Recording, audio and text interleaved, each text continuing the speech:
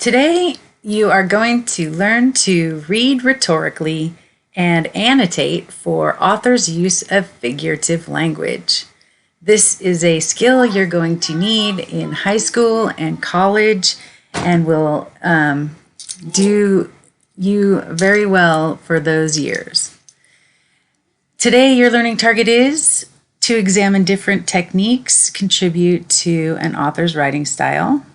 And you will know you've met those targets if you can notice when an author uses a literary device, you can analyze a literary device, and you can explain why an author uses a literary device.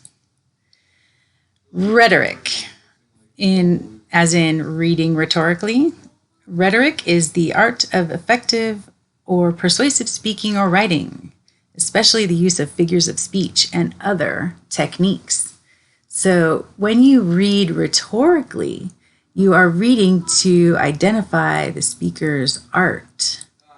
And you're going to look for how your writer uses figurative language and other techniques and why the writer included them. Now, you have a rhetorical triangle here, which is the writer, the text they wrote, and the reader of that text. So when you look at how writers write, you're really looking in the text that they wrote to see what choices they made and how those choices affect a reader. So that's why these are all tied together in a triangle, because the reader has to try and make meaning from the text, but it's the meaning that the writer wants them to get from it. Or maybe not. Maybe it's just what they got from it. So it's all tied together. And by the end of this unit, you'll be able to write a paragraph to analyze the writer's style in a text. So you're going to learn to annotate rhetorically. It's a college level skill. You're going to do it now.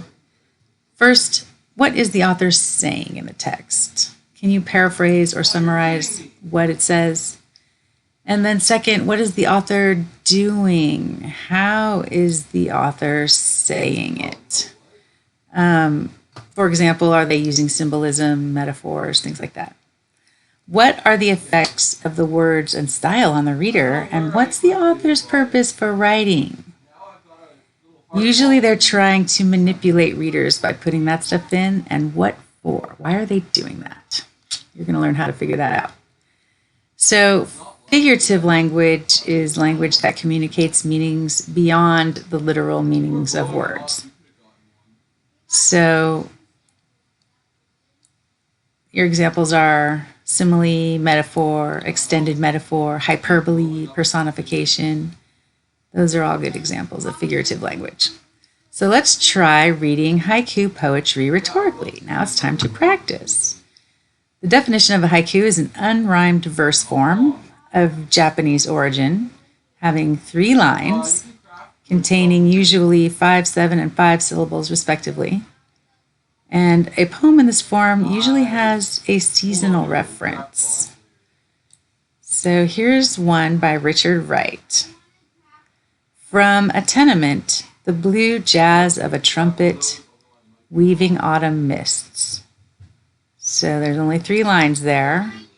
We're going to look at the structure, if there's figurative language, the setting. We'll paraphrase what it says first. So, the sound of a trumpet playing a sad jazz tune can be heard coming from an apartment in the city. The music brings a change of season from summer to fall. That's what the poem says. What the poet is doing is putting 5, 7, 5 syllables. There's a metaphor where they call it blue jazz. Blue means sad, like when you have the blues. There's personification because the trumpet is weaving autumn mists, which means that the seasons are changing. Autumn is colder and lonelier than summer. Thus, the sad jazz is played by the musician to show how he feels about that seasonal change. So the poem's meaning is that the change of seasons is a sad time for tenement residents. Often there is no heat in the autumn and in winter. Wright depicts how African Americans often use music to express their feelings, like the jazz player in this haiku. The author's purpose is to express to the world African American life and emotions in the 1920s America. Wright believed if people understood one another, there would be no more racism.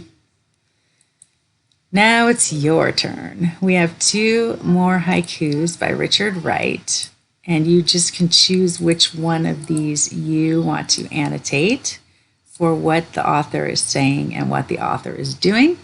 After you've done that, you'll put a couple quotes in your style analysis chart, identify which device was a personification, like in the first one, or metaphor or something, and then analyze the effect and the meaning of it.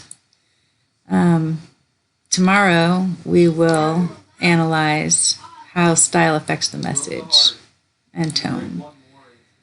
So, did you notice when an author used a literary device? Can you analyze a literary device? And can you explain why an author uses a literary device? If you can, you are on the way to being a successful high school and college student.